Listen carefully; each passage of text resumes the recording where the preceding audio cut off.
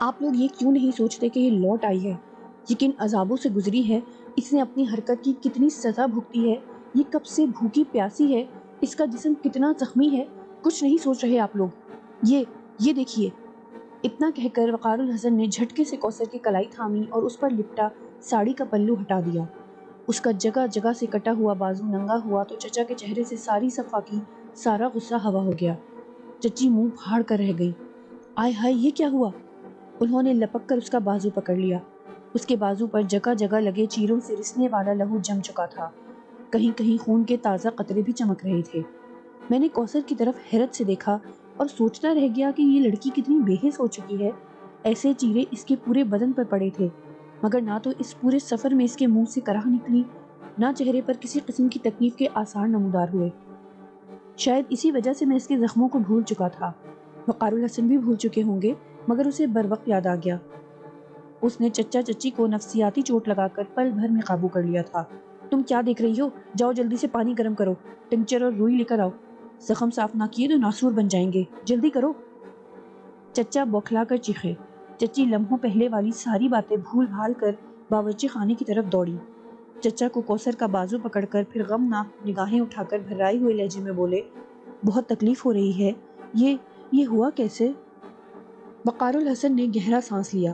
میں جانتا تھا کہ یہ سانس اطمینان بھرا تھا۔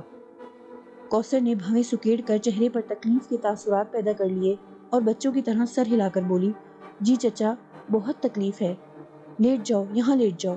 چچا نے پلنگ پر تکیہ رکھتے ہوئے کہا۔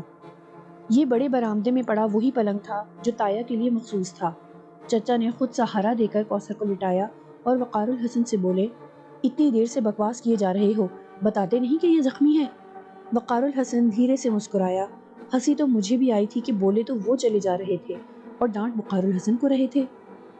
مشکل سے 6-7 منٹ ہی گزرے تھے کہ چچی اپنے دوپٹے کے پلو سے ایک بگونا پکڑے آ گئی، اسے رکھ کر اوپر بھاگی، اور جب وہ نیچے آئیں تو ان کے ہاتھ میں ٹنکچر اور روئی تھی۔ وقار الحسن نے فوراً ہی صابن سے ہاتھ دھوئے اور آستینے چڑھا کر کوثر کو طبی امداد دینے میں مصروف ہو گیا۔ ٹنکچر کی جلن کو کوثر بڑے تحمل سے برداشت کر رہی تھی۔ ہر بار پاہا رکھتے ہی اس کے چہرے پر کرب کا سا ہلکا سا عکس ابھرتا تھا۔ اس نے اب تک میری طرف توجہ نہیں دی تھی۔ میں نے موقع غنیمت جانا اور چپکے سے اس کمرے کی طرف بڑھ گیا جو کبھی کوثر کا ہوا کرتا تھا۔ اس کا دروازہ مقفل تھا۔ تایا امروہہ جاتے ہوئے اپنا کچھ سامان اس کمرے میں رکھ کر مقفل کر گئے تھے۔ اس کمرے میں کوثر کی کئی کتابیں بھی تھیں۔ میرا سارا تجسس ان کتابوں کی وجہ سے تھا۔ میں جاننا چاہتا تھا کہ ان میں ایسی کون سی کتابیں ہیں جو میرے لیے کارآمد ہیں۔ میں یہ نہیں جانتا تھا کہ ان کتابوں میں لکھے وظیفے میں کر سکتا ہوں یا نہیں، لیکن ایک اندازہ تھا کہ میں خود ان سے کوئی فائدہ نہ اٹھا سکوں گا۔ بہرحال دیکھنے میں کیا حرج تھا، سو میں اندر جانا چاہتا تھا، اور پھر جب میں نے دروازے کو کھولنا چاہا تو یاد آ گیا کہ ہر ٹھوس اور بے جان چیز میرے لیے ویسی ہی ہے جیسی وقار الحسن، کوثر اور چچا وغیرہ کے لیے ہو سکتی ہے۔ صرف جاندار، بلکہ میرا تجربہ تو اب تک صرف انسانوں تک محدود تھا کہ میں انہیں نہ چھو سکتا ہوں نہ پکڑ سکتا ہوں۔ میں ناکام واپس آ گیا۔ چچی اب بھی باورچی خانے میں جا چکی تھی۔ وقار الحسن کوثر کے زخم صاف کر چکا تھا۔ اس نے کوثر کے ہاتھوں اور ٹانگوں کے تمام چرکے صاف کر کے ان پر ٹنچر لگا دیا تھا۔ چچا شرمندہ بیٹھے تھے، ان کے چہرے پر دکھ پھیلا ہوا تھا اور آنکھوں میں آنسو تھے۔ ذرا دیر بعد انہوں نے سر اٹھایا اور کوثر سے بولے، کیا ملا تجھے یہ سب کر کے؟ ارے تجھے کیا پتا کہ اس دل پر کیسے زخم آئے تھے تیری جدائی سے؟ سارا دن آنکھیں تجھے ڈھونڈتی تھیں، نیچے اترو تو سناٹا، کھانے کو دوڑتا تھا۔ تو چلی گئی تو میرا پورا گھر بھی ویران کر گئی۔ تجھے وہ چچا یاد نہیں آیا جس نے بچپن سے تجھے گودوں میں کھلایا تھا؟ اب وہ باقاعدہ رو رہے تھے۔ بار بار ایک زوردار آواز ان کی ناک سے خارج ہوتی، وہ جیب سے رومال نکال کر ناک صاف کرتے اور پھر اسے جیب میں رکھ کر بولنے لگتے۔ ان کی جذباتی باتوں نے ماحول کو بڑا کربناک بنا دیا تھا۔ چچا بس کرو، ہم بڑے سفر سے آئے ہیں، بھوکے پیاسے ہیں، حالت خراب ہے۔ حلیے تو دیکھیے ہمارے، یہ کوثر کی ساڑی دیکھ رہے ہیں؟ یہ اس نے مندر کی داسی سے لی ہے، اس کے کپڑے تو چیتھڑے سے بن چکے تھے۔ ارے ہاں، میں تو بھول ہی گیا۔ انہوں نے فوراً ہی آنکھیں رگڑ ڈالی۔ میں تمہاری چچی کے کپڑے لے آتا ہوں۔ کوثر ہاتھ دھو کر کپڑے بدل لے گی۔ کیوں بیٹا، منہ ہاتھ دھوئے گی نا؟ تکلیف تو نہیں ہوگی؟ آخری جملہ انہوں نے کوثر سے کہا تھا۔ ہاں چچا، تکلیف تو ہوگی، پر گندگی کچھ تو دھل جائے گی نا، صبح نہا لوں گی، کوثر نے اٹھتے ہوئے کہا۔ چچا نے بالکل ایسے لپک کر اسے سہارا دیا جیسے وہ برسوں کی بیمار ہو۔ میرا جی چاہا کہ چچا کے کان میں کہوں ڈرامہ کر رہی ہے، اس سے زیادہ مکار عورت میں نے دنیا میں نہیں دیکھی، مگر میں سوچ سکتا تھا اور بس۔ میں نے یہ سوچا اور وقار الحسن نے پلٹ کر مجھے کھا جانے والی نگاہوں سے گھورا۔ میں جھنجھلا گیا۔ وہ میرے اندر کا سارا حال جان جاتا تھا، مگر میں اس معاملے میں کتنا بے بس تھا۔ ویسے یہ بات میرے لیے کافی حیرت انگیز تھی کہ میں اس کے دماغ میں گھسنے سے معذور تھا۔ ہونا تو یہ چاہیے تھا کہ وہ میرے بارے میں کچھ بھی نہ جان پاتا اور میں سب کچھ جان لیتا، مگر میں جانتا تھا کہ اس نے سنہرے بابا کے دیے ہوئے وظائف میں سے وہ وظیفہ بھی کیا ہوا ہے جس سے وہ اپنے اندر کو باہر کی ہر چیز سے محفوظ کر چکا ہے۔ یہ سب اس نے مجھ سے نہیں، سادھو سے محفوظ رہنے کے لیے کیا تھا، مگر خیر میں جس قدر خود پر قادر تھا اس کا تو فائدہ اٹھا ہی رہا تھا۔ اب میری تمام امیدیں کوثر سے وابستہ تھیں، اب وہی میرے لیے کچھ کر سکتی تھی اور میں اس کے لیے 1000 خدمتیں کرنے کو تیار تھا۔ اتنا میں جانتا تھا کہ وقار الحسن اور کوثر کی ذرا سی توجہ میرے لیے کافی ہوگی۔ جو کچھ رکاوٹیں میرے لیے تھیں ان کا دور ہو جانا مشکل نہ تھا، مگر مسئلہ یہ تھا کہ انہیں میں خود سے دور نہیں کر سکتا تھا۔ یہ بات میں نے محسوس کی تھی، گو میں وقار الحسن کا وہ حصہ تھا جو لطیف شکل اختیار کر گیا تھا۔ لطیف شکل اختیار کرنے کے بعد تو بہت سی ایسی چیزیں ہوتی ہیں جو کسی بھی حال میں رکاوٹ نہیں بنتی، مگر وقار الحسن کا ضمیر میرے لیے رکاوٹیں پیدا کر رہا تھا۔ اسے اپنی راہ سے ہٹانا میرے لیے بہت ضروری تھا، مگر اس کا مقابلہ کرنے کی مجھ میں ہمت نہ تھی۔ کوثر کی موجودگی اور اس کے سوچنے کے انداز سے مجھے بڑی ڈھارس ہوئی تھی۔ مجھے امید تھی کہ وہ اس کے ضمیر کو ضرور کمزور کر دے گی۔ بساط بھر کوشش تو میں کر ہی رہا تھا۔ ذرا دیر کے بعد چچا اوپر سے چچی کے کپڑے لے آئے۔ چچی ابھی باورچی خانے میں مصروف تھی۔ کوثر نہانے دھونے چلی گئی۔ چچا وقار الحسن سے حالات کے بارے میں پوچھنے لگے۔ وہ انہیں الٹی سیدھی کہانیاں سناتا رہا۔ کوثر کے بارے میں بھی بڑی دردناک کہانی سنا دی کہ اسے سادھو نے قید کر رکھا تھا، ورنہ وہ اب تک واپس آ گئی ہوتی۔ بلکہ یہ بھی کہہ دیا کہ اس کے یہاں سے جانے میں اس کی مرضی کا دخل نہ تھا، بلکہ اسے سادھو نے اپنے جادو منتر کے زور پر یہاں سے جانے پر مجبور کیا تھا۔ وقار الحسن کوثر کی پوزیشن بنانے میں لگا ہوا تھا۔ چچی بھی آ چکی تھی اور بڑے تعصب سے یہ سب کچھ سن رہی تھی۔ چچا اپنے رویے پر بے حد شرمندہ تھے، کوثر سے باقاعدہ معافی مانگنے کا پروگرام بنا رہے تھے۔ جب تک کوثر آئی یہ کہانیاں چلتی رہیں۔ میں بظاہر بے نیازی سے بیٹھا رہا، مگر میرا سارا دھیان وقار الحسن کی باتوں کی طرف تھا۔ اس دوران میں چچی کھانے پینے کا کافی سامان لے آئیں۔ اس وقت میں نے بھوک محسوس کرنا چاہی مگر کوئی کیفیت محسوس نہ کی۔ میں چپکے سے وقار الحسن کے اندر اتر گیا اور اندر جاتے ہی میں نے بھوک کی شدت کو محسوس کیا۔ میں چونک اٹھا، پھر باہر نکل آیا اور تبھی مجھے خیال آیا کہ میں ٹھوس وجود نہیں رکھتا، پھر بھلا مجھے بھوک اور پیاس کیسے لگ سکتی ہے اور پچھلی بار کیوں لگی تھی؟ یہ انکشاف جلد ہی ہو گیا کہ وہ بھوک اور پیاس اصل میں وقار الحسن کے ٹھوس بدن سے متعلق تھی۔ اس کا تعلق مجھ سے نہیں تھا اور ہو بھی نہیں سکتا تھا۔ اس انکشاف نے مجھے اور ہلکا پھلکا کر دیا۔ ممکن ہے ان وظائف کا کرشمہ ہو کہ وقار الحسن کیونکہ اس دوران میں بھوک اور پیاس بجھانے کے لیے کہیں نہیں جا سکتا تھا، لہٰذا یہ کام اس نے مجھ سے لیا ہو۔ میں یہ سب سوچتا رہا اور وہ سب کھانا کھاتے رہے۔ کوثر مجھے خاموش بیٹھے دیکھ چکی تھی۔ مجھے دیکھتے ہی اس کی آنکھوں میں سوچ کی گہری پرچھائیاں چھا گئی تھیں۔ میں نے اس کے ذہن کو پڑھنے کی کوشش کی۔ وہ مجھے کامیابی کی امید نہیں تھی، اس لیے کہ میں وقار الحسن کے جسم کا حصہ ہونے کے باوجود اس میں ناکام رہا تھا، مگر جو ہی میں نے ایسی کوشش کی میں ان تمام باتوں سے واقف ہو گیا جو کوثر سوچ رہی تھی۔ اس کامیابی نے مجھے جہاں حیران کیا وہاں بے پناہ خوشی بھی دی۔ وہ میرے ہی بارے میں سوچ رہی تھی۔ وقار الحسن کی حد تک اس کے خیالات کافی خبیث تھے۔ وہ وقار الحسن کو مکمل طور پر حاصل کرنے کے منصوبے بنا رہی تھی۔ وہ مجھے طاقتور کر کے اپنے کام نکلوانا چاہتی تھی۔ وہ مجھ پر پورا کنٹرول حاصل کرنا چاہتی تھی۔ اس نے عہد کر لیا تھا کہ اس بارے میں مکمل معلومات حاصل کرے گی۔ اس نے مجھے وقار الحسن کے نفس امارہ کا نام دیا تھا، اس سے قبل کہ وہ وقار الحسن کو بتا چکی تھی کہ میں اس کا ہمزاد ہوں۔ پھر وہ چچا کی طرف متوجہ ہو گئی، جو اب اس سے باقاعدہ معافی مانگ رہے تھے اور پچھلے رویے پر شرمندگی کا اظہار کر رہے تھے۔ اب میں نے چچا کے اوپر تجربہ کیا، یہاں بھی کامیاب رہا۔ وہ واقعی سچے دل سے معافی مانگ رہے تھے اور یہ بھی سوچ رہے تھے کہ انہوں نے ناحق معصوم بچی پر تہمت رکھی۔ وہ اس حرکت میں خود اختیار ہی کب تھی؟ یہ تو اس خبیث سادھو کا کام تھا جس نے اس کے خاندان کو بدنامی کے غار میں دھکیل دیا تھا۔ چچی کا دماغ بھی میں پڑھ چکا تھا۔ وہ سادھو کو قصوروار ماننے کے باوجود کوثر کو ناپسندیدگی کی نگاہ سے دیکھ رہی تھی۔ یہاں کی کامیابی نے مجھے یقین دلا دیا کہ میں اس بارے میں مکمل طور پر خود مختار ہوں، لیکن وقار الحسن میرے لیے کٹھن ثابت ہو رہا تھا۔ اس کا دماغ پڑھنے کی کوشش مجھے ادھواں کر دیتی تھی، اور یہی نہیں بلکہ وہ فوراً ہی جان جاتا تھا کہ میں اس کے دماغ میں گھسنے کی کوشش کر رہا ہوں۔ اس لیے میں نے فی الحال اسے ٹچ نہ کرنے کا صحیح فیصلہ کر لیا۔ میں حالات کا رخ دیکھ کر ہی کچھ کرنے کا ارادہ رکھتا تھا۔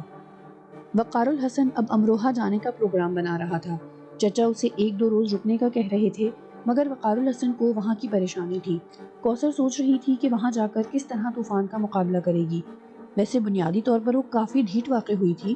اسے اس بارے میں کچھ زیادہ پریشانی نہ تھی کہ ماں باپ کی حالت کیا ہوگی، خاندان والے کیا سوچیں گے، بلکہ وہ اس لیے پریشان تھی کہ اس طرح اس کا کافی وقت ضائع ہوگا۔ وہ چاہتی تھی کہ وہاں جا کر کچھ بھی نہ ہو، بس وہ فوراً ایک کمرہ اپنے لیے مخصوص کر لے اور یہاں سے ساتھ لے جانے والی کتابوں کا مطالعہ شروع کر دے، تاکہ میرے لیے جلد از جلد وظائف شروع کر سکے۔ یہ میرے حق میں بہتر تھا۔ میں بھی یہی چاہتا تھا کہ وقت ضائع نہ ہو۔ مجھے رہ رہ کر کلپنا اور وہ دوسری لڑکی یاد آ رہی تھی۔ وہ کھوپڑیاں بھی مجھے نہیں بھولی تھی، بلکہ اس وقت تو بہت یاد آ رہی تھی جب وقار الحسن کوثر کے چرکے صاف کر رہا تھا۔ میں اس ماحول میں واپس جانا چاہتا تھا، لیکن مجبور تھا۔ جانے کو تو میں جا سکتا تھا، مگر وہاں جا کر کیا کرتا؟ میں ادھورا تھا، مکمل ہونا چاہتا تھا۔ کوثر، چچا، وقار الحسن اور چچی باتیں کر رہے تھے۔ پھر وہ سب سونے کے لیے لیٹ گئے۔ میں بھی تھک چکا تھا۔ وقار الحسن کے بدن میں واپس چلا گیا۔ چچا نے تایا کے پلنگ پر وقار الحسن کے لیے بستر لگا دیا تھا۔ کوثر کا پلنگ بھی وہیں لگا دیا گیا۔ کچھ دیر بعد چچا اور چچی اوپر چلے گئے۔ رات کافی گزر چکی تھی۔ وقار الحسن کی آنکھیں نیند سے بوجھل تھیں۔ وہ بہت جلد سو گیا۔ میں جاگ رہا تھا۔ مجھے اب شاید نیند آتی بھی نہیں تھی۔ اس کے بدن کی حرارت مجھے آرام تو دے رہی تھی، مگر میں کچھ بے سکون سا تھا۔ سو پھر باہر نکل آیا۔ میری نگاہ کوثر پر پڑی۔ وہ چت لیٹی ہوئی چھت کی بلیوں کو تک رہی تھی۔ اس کی آنکھوں میں کہیں نیند نہ تھی۔ میں نے چپکے سے اس کے ذہن کو ٹٹولا اور اس کے خیالات جان کر چوکنا ہو گیا۔ وہ وقار الحسن کی گہری نیند کے انتظار میں تھی۔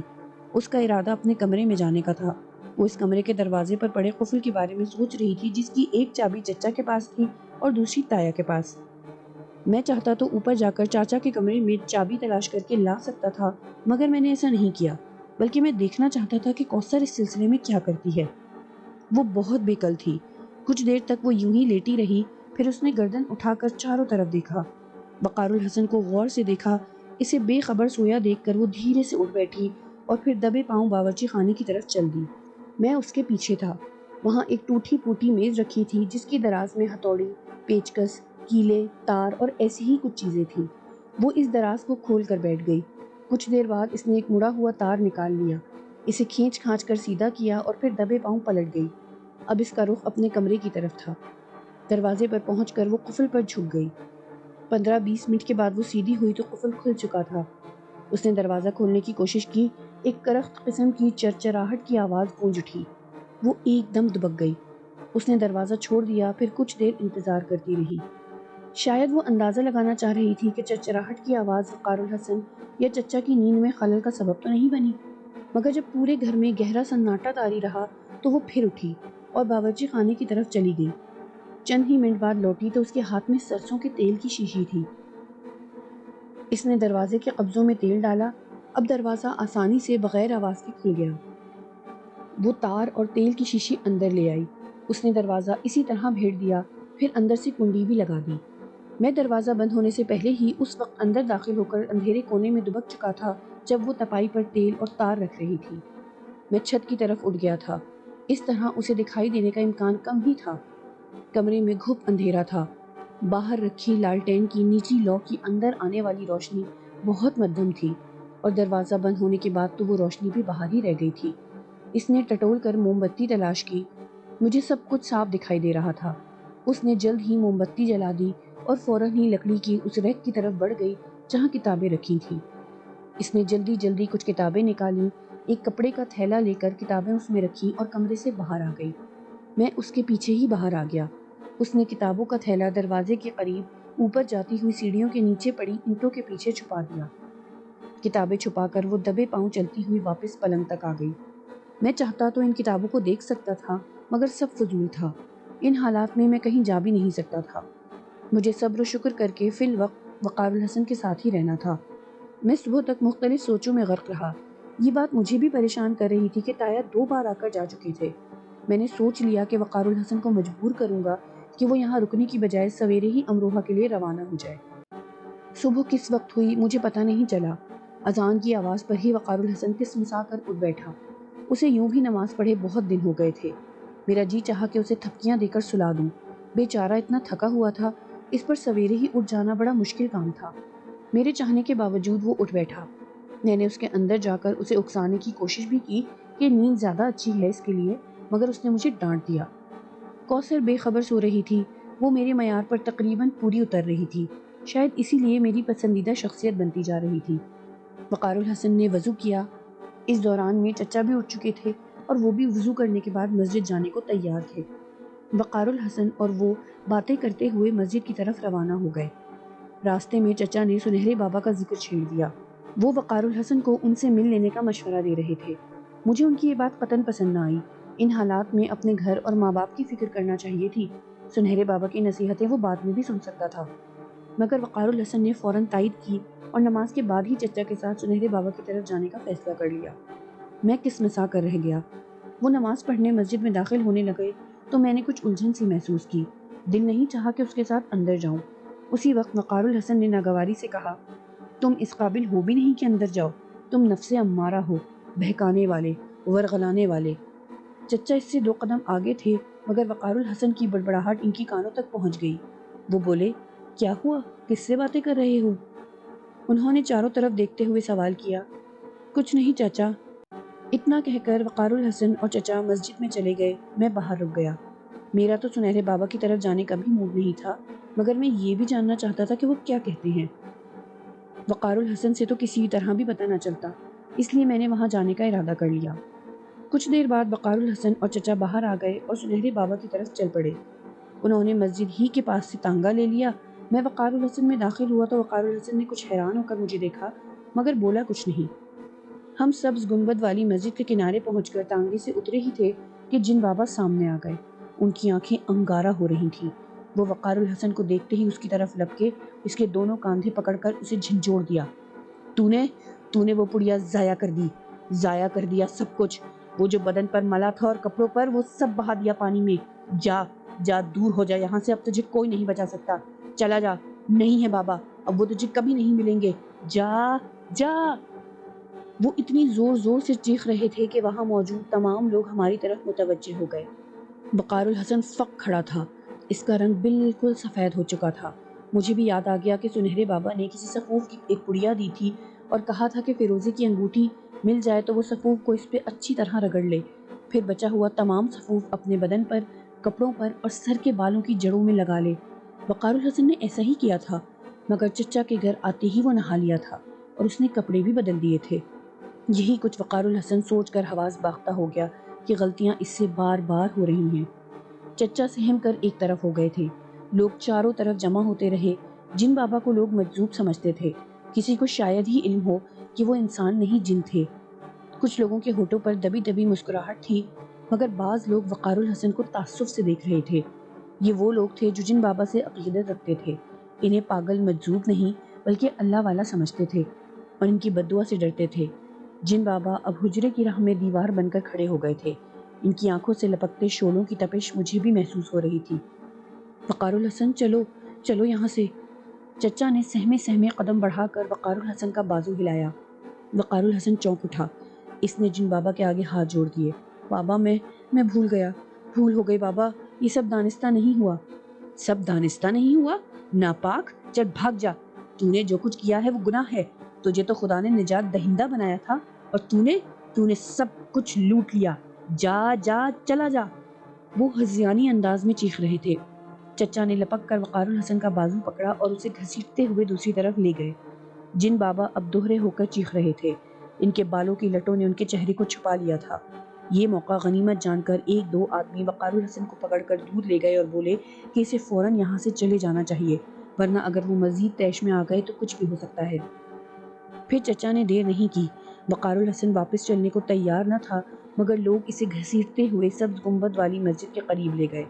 چچا نے فوراً ہی ایک تانگے والے کو اشارہ کیا اور کسی نہ کسی طرح وقار الحسن کو اس میں بٹھا دیا۔ اب وقار الحسن باقاعدہ رونے لگا تھا۔ مجھے بہرحال اس کی بے وقوفی پر ہنسی آ رہی تھی، مگر میں برداشت کیے رہا۔ ہم گھر پہنچے تو وقار الحسن کچھ بہتر ہو چکا تھا، مگر بہت دل گرفتہ تھا۔ چچا نے گھر پہنچتے ہی چچی اور کوثر کو سارا واقعہ سنا دیا۔ پھر وقار الحسن سے پوچھا کہ ہوا کیا تھا۔ اس وقت وقار الحسن نے بتایا، تبھی اسے اپنے اتارے ہوئے کپڑوں کا خیال آ گیا۔ پتہ چلا کہ چچی نے رات ہی وہ کپڑے دھو ڈالے تھے۔ انہیں یہ پریشانی ہوگی کہ کہیں اگلے روز وہ چچا کا جوڑا نہ لے جائے، لہٰذا اس کے کپڑے دھو دیے۔ اب تک تو وہ کپڑے سوکھ بھی چکے تھے۔ وقار الحسن سر پکڑ کر رہ گیا، مگر جو ہونا تھا وہ ہو چکا تھا۔ میں ہی کیا، وقار الحسن بھی اس بات سے ناواقف تھا کہ اس سفوف کو مل لینے سے کیا فائدہ ہونے والا تھا، لیکن یہ بات بھی یقینی تھی کہ اس سے کچھ نہ کچھ تو ہونا ہی تھا جو سنہرے بابا نے اتنی تاکید اور ہدایات کے بعد اسے دیا تھا۔ چچی ناشتہ لے آئیں، سب نے بوجھل ماحول میں ناشتہ کیا۔ وقار الحسن کسی لٹے ہوئے جواری کی طرح بیٹھا تھا، شاید اس نے خود کو تقدیر کے حوالے کر دیا تھا۔ کوثر نے اسے یہاں وقت ضائع کرنے کی بجائے امروہہ چلنے کو کہا۔ وہ خاموشی سے جانے کی تیاری کرنے لگا۔ چچا نے بھی اچانک امروہہ جانے کا پروگرام بنا لیا۔ جلدی جلدی تیاری کی گئی۔ چچا کا خیال تھا کہ وہ 2-4 دن رہ کر سب کی خیریت معلوم کر کے واپس آ جائیں گے۔ بقول ان کے انہوں نے یہاں کسی کی شراکت میں کاروبار کر لیا تھا، جس کی دیکھ بھال کرنا ان کے لیے ضروری تھا۔ وہ ذرا دیر کو اپنے شراکت دار کے پاس گئے اور اسے بتا کر لوٹ آئے۔ اس دوران میں تمام تیاریاں مکمل ہو گئی تھیں۔ چچا نے ایک اٹیچی کیس تیار کر لیا تھا، ایک تھیلا کوثر نے لے لیا تھا اور اس میں اپنے اور وقار الحسن کے کپڑے کے بہانے اپنی چھپائی ہوئی کتابیں بھی رکھ لی تھیں۔ وہ جانتی تھی کہ اگر اب کسی نے اسے انہی کتابوں میں دلچسپی لیتے دیکھ لیا تو بڑی قیامت اٹھے گی۔ میں تو اس قیامت کے بارے میں سوچ سوچ کر حیران و پریشان تھا جو کوثر کے یوں اچانک ہی امروہہ پہنچنے پر اٹھنے والی تھی۔ میں اس وقت کوثر کے دماغ میں اٹھنے والی سوچ کی ہر لہر سے واقف تھا۔ وہ بہت خود غرضی سے سوچ رہی تھی، بہت عیار تھی، اور ذرا بھی نہیں لگتا تھا کہ وہ اس گھرانے کی فرد ہے جس گھرانے میں عزت و ناموس کو ترجیح دی جاتی ہے۔ میں نہیں جانتا تھا کہ وہ شروع سے ایسی تھی یا جنگلوں میں رہ کر جاپ کر کے اس کے اندر یہ خباثت بھر گئی تھی۔ بہرحال اس کی سوچوں کا مرکز اب بھی وقار الحسن کا حصول تھا۔ اس کے ساتھ ساتھ وہ ایسی تمام قوتوں کو حاصل کرنا چاہتی تھی جس سے دنیا کو تسخیر کر لے۔ وہ مجھے مضبوط کرنے کے لیے بھی محض اس لیے سوچ رہی تھی کہ اس طرح وہ ساری دنیا کو دھوکہ دے کر وقار الحسن کو اپنی ملکیت بنا لے اور مجھے دنیا زمانے کے سامنے پیش کر دے۔ وہ شاید مجھے بیوقوف سمجھ رہی تھی۔ ہم امروہہ پہنچے تو دن کے 3:15 بجے تھے۔ اسٹیشن سے لے کر گھر تک کا فاصلہ وقار الحسن کے لیے گویا پل صراط سے کم نہ تھا۔ وہ بھی جانتا تھا کہ تایا اور اماں کا کیا حال ہوگا۔ گھر میں بھونچال آ جائے گا، خاندان میں یہ خبر آگ کی طرح پھیل جائے گی اور آنے والے اماں اور تایا کے کلیجے کو چھلنی کر دیں گے۔ چچا بھی تایا کی طرف سے پریشان تھے۔ ان کی صحت پہلے ہی تشویشناک حد تک خراب ہو چکی تھی۔ کوثر کی واپسی ان کے لیے زندگی اور موت کے بیچ کھینچی ہوئی لکیر بن جاتی۔ ایک سانس ادھر یا ادھر ان کے لیے خطرناک ہو سکتی تھی۔ وقار الحسن نے کوثر کو ہدایت کر دی تھی کہ وہ چادر کو اس طرح لپیٹ لے کہ اس کا چہرہ قطعی کسی کو دکھائی نہ دے۔ دن کا وقت نہ ہوتا تو اس قدر احتیاط کی ضرورت نہ ہوتی، مگر سورج سر پر چمک رہا تھا اور ایسے میں یہ احتیاط ضروری تھی۔ چچی کے تیور کچھ اچھے نہیں تھے۔ سچی بات تو یہ تھی کہ وہ محض یہی دیکھنے جا رہی تھی کہ کوثر کا سواگت کس طرح کیا جاتا ہے۔ یہ بات ان کے دل سے اب بھی نہ نکلی تھی کہ کوثر آوارہ ہے۔ اس نے جو کچھ کیا اس میں قطعی کسی اور کا دخل نہ تھا۔ وہ مرضی کی مالک تھی۔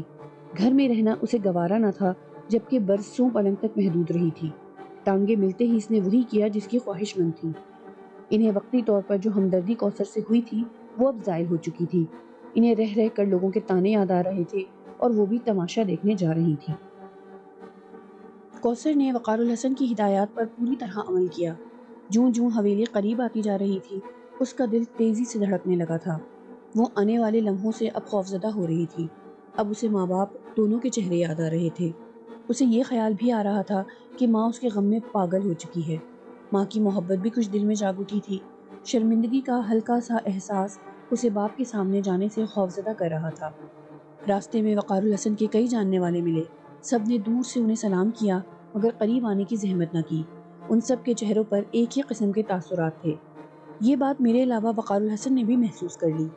ان لوگوں کے انداز میں وہ بات قطعی نہ تھی جو اب سے پہلے ہوتی تھی۔ یہاں وہ لوگ لپک کر آتے تھے، ہاتھ ملاتے اور خیریت پوچھتے تھے۔ ہر ملنے والے کے چہرے پر ایک ہی قسم کے تاثرات نے وقار الحسن اور مجھے دونوں کو الجھن میں ڈال دیا تھا۔ ٹانگا حویلی والی گلی میں داخل ہوا تو حویلی کا بڑا گیٹ دور ہی سے نظر آ گیا۔ اس حویلی کے گیٹ پر جمی دھول نے مجھے اور وقار الحسن کو چونکا دیا۔ لگتا تھا جیسے ہم برسوں کے بعد حویلی آئے ہوں۔ اس حویلی میں جو ہماری غیر موجودگی میں ویران پڑی رہی ہو، گیٹ کی وہی حالت تھی جیسی وقار الحسن اور شرف الدین نے اس وقت دیکھی تھی جب دونوں کافی عرصے بعد آئے تھے۔ پان کا کھوکا بند پڑا تھا، ورنہ پان والے چاچا یا ان کے بیٹے ہی سے کچھ نہ کچھ بات ضرور ہوتی۔ چچا اور چچی نے شاید اس بات کو اتنا محسوس نہیں کیا تھا۔ وقار الحسن نے تانگے والے کو پیسے دیے، سامان اٹھایا اور سب سے آگے بڑھ کر گیٹ کا کنڈا ہلایا۔ کنڈا ہلنے کی آواز کا کافی دیر فضا میں ارتعاش رہا، مگر اندر نہ کسی کے آنے کے آثار تھے نہ دروازہ کھولنے کی آہٹ۔ وقار الحسن کا دل اچھل کر حلق میں آ گیا۔ اس نے پھر دھڑکتے دل اور کانپتے ہاتھ سے کنڈا بجایا۔ اس بار وہ دیر تک کنڈے کو دروازے پر مارتا رہا۔ چھوٹا گیٹ بھی اندر سے بند تھا۔ اندر سارے گھر والوں کے علاوہ چاچا خورشید کے بھائی، ان کا بھتیجا اور بہو بھی تھے۔ تایا اگر اٹھنے کے قابل نہ تھے تو غلام رسول تو اکثر دروازے کے قریب ہی رہا کرتا تھا۔ اسے تو گیٹ فوراً ہی کھول دینا چاہیے تھا۔ یہ سوچ سوچ کر اب وقار الحسن پر دہشت طاری ہوتی جا رہی تھی۔ چچا بھی کچھ ہراساں ہو گئے تھے۔ کیا ہوا؟ کیا بات ہے؟ یہ دروازہ کیوں نہیں کھل رہا؟ وہ گھبرا کر پوچھنے لگے۔ پتہ نہیں، اللہ خیر کرے، وقار الحسن کے منہ سے بے ساختہ نکلا۔ ہٹو، میں دیکھتا ہوں۔ اتنا کہہ کر چچا نے کنڈے کو پوری طاقت سے بجانا شروع کر دیا۔ وقار الحسن نڈھال ہو کر دیوار سے ٹک گیا۔ کوثر نے تمام احتیاط بالائے طاق رکھ کر چہرے پر سے چادر ہٹا لی۔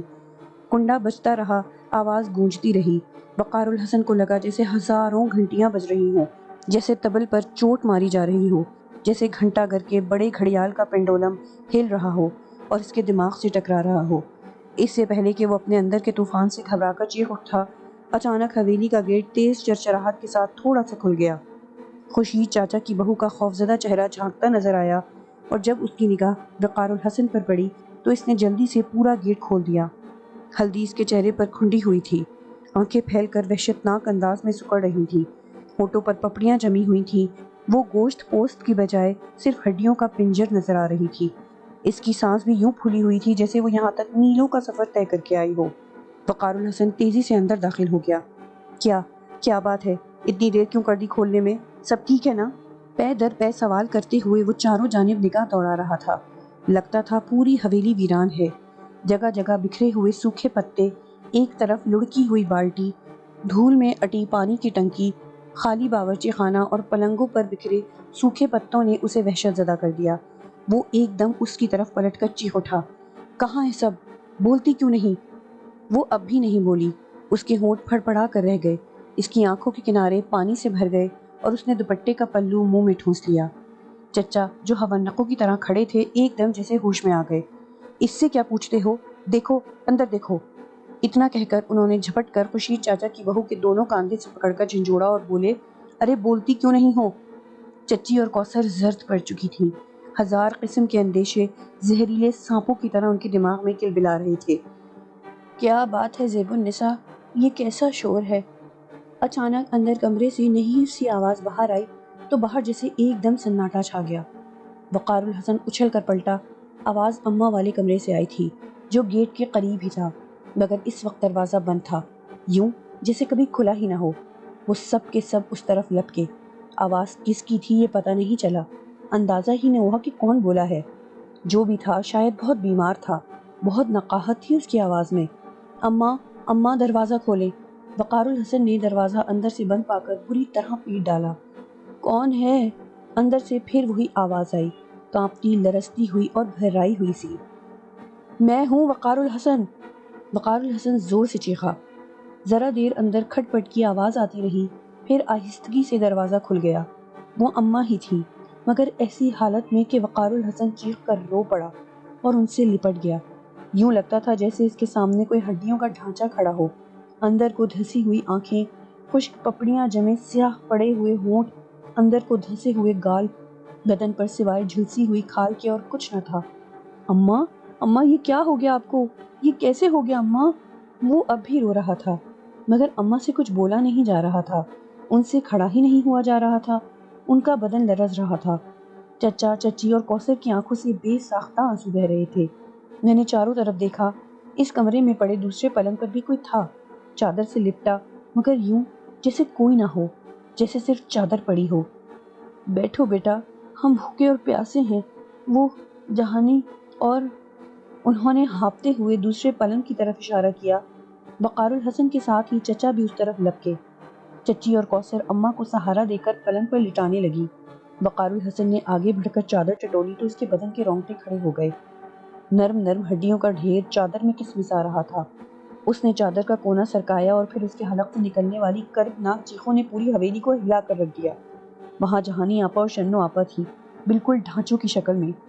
چچا، چچی، کوثر سبھی پھوٹ پھوٹ کر رو دیے۔ یہ کیا ہوا ہے؟ خدا کے لیے کوئی مجھے بتاؤ۔ وقار الحسن زور سے پوری قوت سے حلق پھاڑ کر چیخ رہا تھا۔ جہانی آپا، شنو آپا کے سوکھے ہوئے لب بھی آپس میں سختی سے جڑے ہوئے تھے۔ ان کی آنکھیں وحشت زدہ ہونے کے باوجود وقار الحسن کو دیکھ کر چمکنے لگی تھی۔ وقار الحسن ان دونوں سے لپٹ گیا۔ ابا اور اماں کہاں ہیں؟ کوثر کی آواز نے دم بھر کو سناٹا سا پھیلا دیا۔ چچا اور وقار الحسن ان لوگوں کو چھوڑ کر باہر بھاگے۔ وقار الحسن کے کمرے کے برابر والا تایا کا کمرہ تھا، وہ دروازہ بھی بند تھا۔ وقار الحسن نے پوری قوت سے اس پر کندھے مارے۔ شاید اسے یقین تھا کہ تایا اٹھ کر دروازہ کھولنے کے قابل بھی نہ ہوں گے۔ چچا بھی اس کی مدد کر رہے تھے۔ اب تو کوثر بھی آ گئی تھی اور ان دونوں کے پیچھے کھڑی رو رہی تھی۔ اس وقت اسے دیکھ کر کوئی نہیں کہہ سکتا تھا کہ یہ وہ کوثر ہے جو بقول سنہرے بابا اور سادھو کے بہت سی طاقتیں حاصل کر چکی ہے۔ میرا جی چاہا کہ آگے بڑھ کر اس سے کہوں کہ کوئی جادو منتر پھونکو، کوئی جاپ کرو کہ یہ ڈھانچے گداز بدن کے انسانوں کے روپ میں ڈھل سکے، یہ پتہ چل سکے کہ ان سب کو کیا ہوا ہے۔ وقار الحسن اور ہم تو بھری پوری حویلی چھوڑ کر گئے تھے، یہاں انسان بستے تھے، پھر یہ حویلی قبرستان میں کیسے بدل گئی؟ کوئی چمتکار دکھاؤ کہ سب کچھ ایسا ہو سکے، مگر مشکل یہ تھی کہ اس تک میری آواز نہیں پہنچتی تھی۔ وقار الحسن حواس باختہ تھا، اسے تو کچھ ہوش ہی نہ تھا۔ میں یہ سب سوچ رہا تھا کہ اچانک دروازہ کھل گیا۔ ٹوٹا نہیں تھا بلکہ کسی نے کھولا تھا۔ دروازہ کھلنے کے بعد جو کچھ نظر آیا اس نے سب کو پاگل کر دیا۔ تایا تو ذرا نہیں پہچانے جاتے تھے، ان کا چہرہ تو ایسا ہو گیا تھا جیسے صرف اور صرف کھوپڑی ہو، ویسی ہی زندہ کھوپڑیوں میں سے ایک جیسی سادھو کے پاس موجود تھی۔ وقار الحسن، چچا اور کوثر تینوں ان سے لپٹ گئے۔ چچا نے انہیں ایک دم سہارا نہ دیا ہوتا تو شاید وہ گر جاتے۔ انہوں نے وقار کو دیکھ کر اطمینان بھرا سانس لیا اور آنکھیں بند کر لی۔ سبھی نے کوثر کو دیکھ لیا تھا مگر ان میں دم ہی کہاں تھا کہ وہ کسی جذبے کا اظہار کرتے۔ یہ سب کیا ہوا ہے تایا؟ وقار الحسن نے روتے ہوئے پوچھا۔ ہم بھوکے ہیں بیٹا، پیاسے ہیں۔ تایا نے بھی وہی جملہ دہرایا جو اماں کہہ چکی تھی۔ ان کی بات پر تو شاید کسی نے دھیان نہیں دیا تھا مگر تایا کے جملے نے سب کچھ چونکا دیا۔ کیوں تایا کیوں؟ میں ابھی کچھ لاتا ہوں۔ اتنا کہہ کر وہ بھاگتا ہوا کمرے سے نکل گیا۔ باہر جا کر بھی وہ رکا نہیں۔ کمرے سے نکلتے ہوئے چچا نے اس کے ہاتھ میں پیسے رکھ دیے۔ وہ سیدھا حویلی سے باہر چلا آیا۔ اس کے آنسو اب بھی بہہ رہے تھے۔ اس کی سمجھ میں کچھ نہ آیا تھا کہ گھر والے بھوک اور پیاس سے کیوں نٹھال ہیں۔ غلام رسول کہاں ہے؟ خورشید چاچا کے بھائی رشید چاچا کہاں ہیں؟ پھر وہ تو جانے سے پہلے ہی گودام بھر کر گیا تھا۔ یہ کیسا قحط تھا جو صرف حویلی میں پڑا تھا؟ وہ یہ سب سوچ رہا تھا مگر اس کی بات کا جواب دینے کا کسی میں دم نہ تھا۔ وہ تقریباً بھاگتا ہوا بازار پہنچا۔ اس نے بہت سارے پھل، کھانے کی پکی پکائی چیزیں اور ضرورت کی دوسری چیزیں لیں اور گھر اسی رفتار سے بھاگتا ہوا پہنچ گیا۔ اس نے فوری طور پر کیلا اور دوسرے پھل چچی اور کوثر کو دے دیے۔ چاچا اور وہ خود بھی سب کو پھل کھلانے لگے۔ اماں، جہانی آپا، شنو آپا، تایا اور تائی ان پھلوں پر ایسے ٹوٹے تھے جیسے برسوں کے فاقہ زدہ ہوں۔ ایک دم وقار الحسن کو زیب النساء کا خیال آیا۔ وہ کچھ پھل لے کر اس حصے کی طرف بھاگا۔ وہ سب بھی اسی حالت میں برآمدے میں پڑے تھے۔ ان کی حالت سانس لیتے ہوئے مردوں کی سی تھی۔ ان میں صرف زیب النساء ہی کچھ ہمت پکڑے ہوئے تھی۔ اس کے بچے کی حالت تو بہت ہی بری تھی۔ وقار الحسن نے فوراً ہی اس کے منہ میں سنترے کا رس ٹپکایا۔ رس حلق میں جاتے ہی اس نے پٹ سے آنکھیں کھول دی۔ زیب النساء زاروں قطار رونے لگی اور پھلوں کو وقار الحسن کے ہاتھ سے جھپٹ لیا۔ وقار الحسن وہاں رکا نہیں، واپس اماں کے کمرے میں پہنچا۔ اتنی دیر میں چچا، تایا اور تائی بھی اماں والے کمرے میں لے آئے تھے۔ چچی، کوثر، وقار اور چچا سبھی کچھ نہ کچھ کھلا رہے تھے۔ کچھ ہی دیر میں ڈھیروں پھل چٹ ہو چکے تھے۔ وہ سب نڈھال سے پلنگوں پر پڑے تھے، گہرے گہرے سانس لے رہے تھے۔ اس وقت بھی ان کی حالت ایسی نہ تھی کہ ان سے حالات کے بارے میں پوچھا جاتا۔ اس لیے وقار الحسن نے چچی اور کوثر کو سبزی دی، گوشت دیا جو وہ ابھی بازار سے لایا تھا۔ چچی وہ چیزیں لے کر باورچی خانے کی طرف بڑھ گئی۔ سارے برتن مٹی میں اٹے ہوئے تھے، ہر چیز پر دھول جمی تھی۔ چچی نے جلدی جلدی صفائی کی، پھر سارے برتن ٹنکی کے نیچے جمع کر دیے۔ خود سبزی کاٹنے لگیں اور کوثر سے برتن دھونے کو کہا۔ وقار الحسن اور چچا گھر والوں کے پاس بیٹھے بس پھٹی پھٹی آنکھوں سے انہیں سانس لیتے دیکھ رہے تھے۔ تائی تو بالکل بے سود تھی۔ وقار الحسن سب کچھ جلد از جلد جان لینا چاہتا تھا۔ اسے شرف الدین پر بھی حیرت تھی کہ کیا اس نے بھی ان لوگوں کی خبر نہ لی۔ وقار الحسن تو گھر والوں کو اس کے حوالے کر کے گیا تھا۔ غصہ وقار الحسن کے سینے میں بل کھانے لگا۔ اس نے سوچا کہ سب سے پہلے وہ اس کے پاس جائے گا اور پوچھے گا کہ تم نے تو مجھ سے وعدہ کیا تھا کہ گھر والوں کا خیال رکھو گے، پھر کیوں اتنی بے عزتی دکھائی؟ مگر یہ سب کچھ اس وقت ہو سکتا تھا جب دوسرے بہت سے سوالوں کے جواب مل جاتے۔ چچا اور وقار الحسن ٹکٹکی باندھے اماں، تایا اور دوسرے لوگوں کو دیکھ رہے تھے۔ اماں کی طبیعت نسبتاً سب سے بہتر تھی۔ حلق تر ہو جانے اور پیٹ بھر جانے کے بعد سب سے پہلے انہی میں زندگی کے آثار پیدا ہوئے تھے۔ گو اب بھی ان کی سانس پھولی ہوئی تھی مگر وہ دوسروں کی نسبت بہتر تھی۔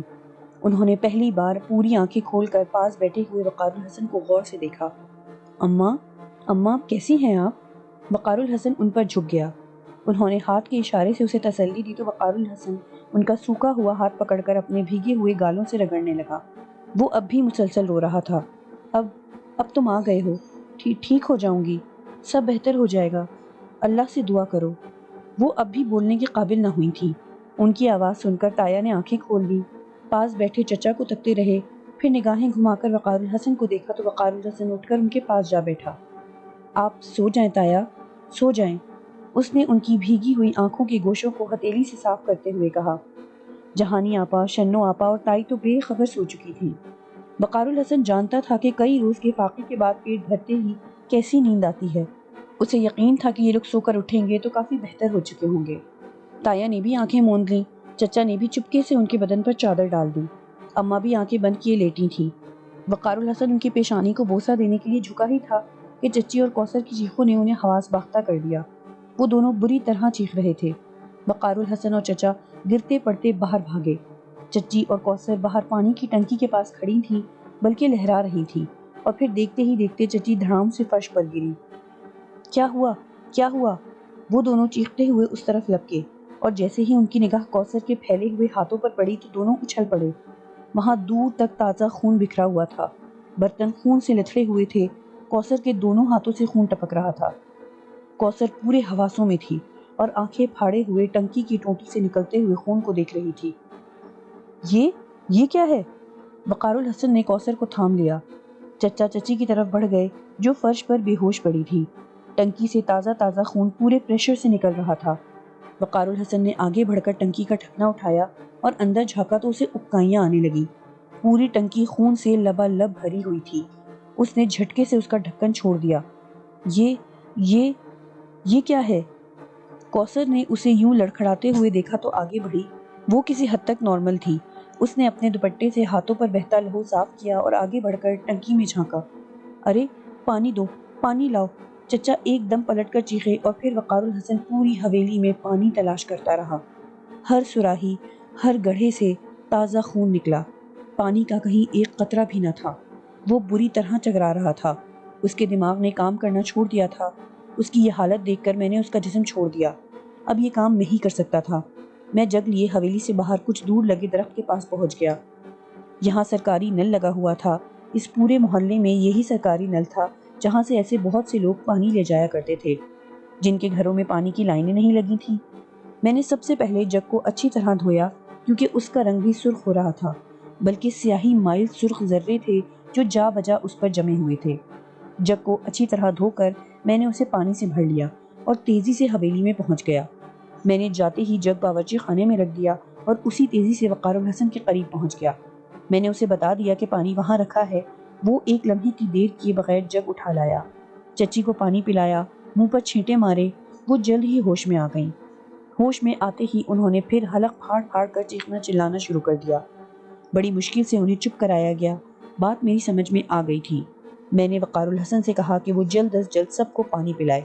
گھر کا سارا پانی خون بن چکا تھا۔ جانے کب سے یہ سلسلہ جاری ہوگا۔ شاید اسی لیے ان لوگوں کی یہ حالت ہوئی تھی۔ جب پانی ہی خون بن چکا تھا تو وہ کیا کھاتی اور کیا پکاتی۔ وقار الحسن جگ لے کر اندر دوڑا۔ کوثر بڑی دلچسپی سے مجھے دیکھ رہی تھی۔ میں نے اس لمحے خود کو بے حد بے بس اور مجبور محسوس کیا۔ اگر وہ میری بات سن سکتی تو میں اسے کہتا کہ وہ جلد از جلد مجھے مجسم کرنے کی کوشش کرے۔ اس کی آنکھوں میں ان حالات میں بھی سکون اور گہری سوچ تھی۔ ظاہر ہے پانی کے خون بن جانے کا واقعہ اس کے لیے ایسی اہمیت کا حامل نہیں ہوگا جیسا گھر کے دوسرے افراد کے لیے دہشت خیز ہوگا۔ اسی لمحے کوثر نے آگے بڑھ کر مجھے چھونے کی کوشش کی۔ میں نے اس کا لمس محسوس نہیں کیا، نہ ہی اسے میرا لمس محسوس ہوا، لیکن میں نے اور اس نے یہ دیکھ لیا کہ اس کا ہاتھ میرے بازو سے ہوتا ہوا دوسری طرف نکل گیا۔ وہ میرے معاملے میں خاصی متجسس تھی۔ میں نے چچا کی طرف دیکھا، وہ اسے آواز دے کر اپنی مدد کے لیے بلا رہے تھے۔ چچی ہوش میں تو آ چکی تھیں، مگر ان کی ٹانگوں میں شاید جان نہیں تھی، ان سے کھڑا نہیں ہوا جا رہا تھا۔ کوثر ان کی طرف بڑھ گئی، اس نے چچی کو کھڑا کرنے میں مدد دی اور انہیں لے کر اماں کے کمرے میں چلی گئی۔ چچا بھی اس کے ساتھ تھے۔ میں ان لوگوں کے پیچھے کمرے میں داخل ہوا تو وہاں کا منظر دیکھ کر دکھی ہو گیا۔ وقار الحسن ایک ایک کر کے سب کو پانی پلا رہا تھا۔ ہر کوئی سارا کا سارا پانی پی جانا چاہتا تھا اور وہ چاہتا تھا کہ اس پانی میں سب کی پیاس بجھا سکے۔ یہ دیکھ کر میں پھر ایک بڑا برتن لے کر باہر لگے نلکے پر پہنچ گیا۔ ذرا ہی دیر میں نے دوسرا برتن بھی وقار الحسن کے قریب لا کر رکھ دیا۔ برتن زمین پر رکھتے ہی سب کو نظر آنے لگا۔ جہانی آپا اور شنو آپا کے پنجر بے قرار ہو کر بستر سے اٹھے اور پانی پر جھپٹ پڑے۔ چچی اور چچا دونوں ان لوگوں کی یہ حالت دیکھ کر باقاعدہ رو رہے تھے۔ وقار الحسن کی آنکھیں بھی سرخ ہو رہی تھیں، وہ بار بار ناک سڑک رہا تھا۔ ذرا ہی دیر میں وہ برتن بھی خالی ہو گیا۔ اب سب کی حالت کافی بہتر تھی۔ سب بستر پر پڑے لمبی لمبی سانسیں لے رہے تھے۔ بے جان چہروں پر زندگی کی ہلکی سی رمق پیدا ہو چکی تھی۔ تایا کا سانس تو دھوکنے کی مانند چل رہا تھا۔ چچا چچی کو چھوڑ کر تایا کا سر زانوں پر رکھے بیٹھے تھے۔ کوثر تائی کے سرہانے بیٹھی تھی۔ تائی نے کئی بار آنکھیں کھول کر اسے دیکھا، مگر ان کی آنکھوں میں پہچان کا کوئی رنگ نہ تھا۔ وقار الحسن اماں کے بالوں میں انگلیاں پھیر رہا تھا۔ کمرے میں خاموشی تھی، صرف ان لوگوں کے سانس لینے کی آواز گونجتی محسوس ہو رہی تھی۔